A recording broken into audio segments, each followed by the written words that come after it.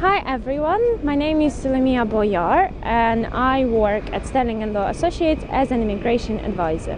What we're going to discuss today is actually the settlement scheme. First thing that is worth mentioning is that the application process is simplified. What it means? It means that you have the application on your phone and all what you need to have is your national insurance number and your passport. It looks fine and it looks very simple. However, the app decides, based on how many years you have lived in the UK, whether you qualify for settled or pre-settled status. Simplified process does not always mean that the Home Office is going to give you a positive decision or that they are not going to request more documents from you.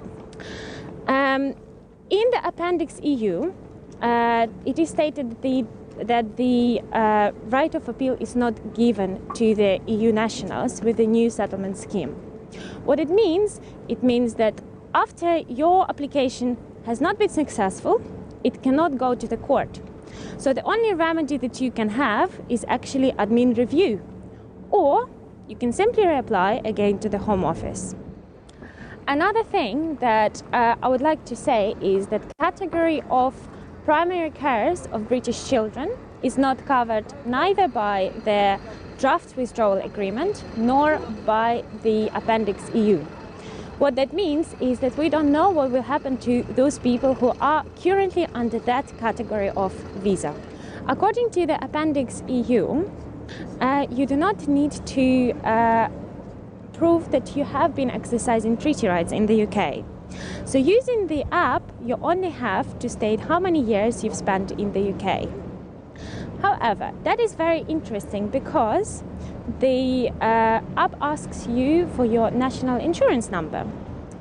Whenever the Home Office asks you for the national insurance number, that means that they want to check how many years you have been working.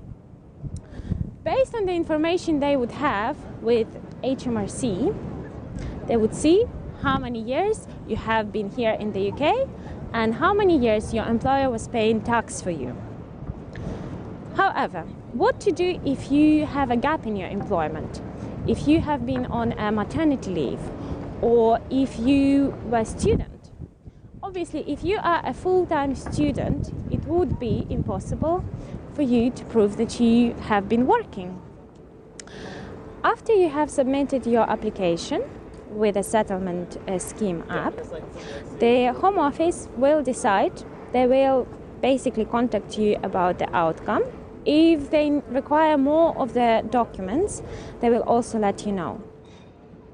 If you are not sure whether you have a settled status or pre-settled status and you require some advice, please do come to us.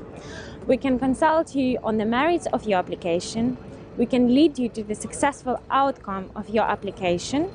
And even if you have submitted your application already and the Home Office is requesting some additional documents, please do come to us because we can advise what documents you should be submitting and what documents are not essentially a proof of your residence in the UK.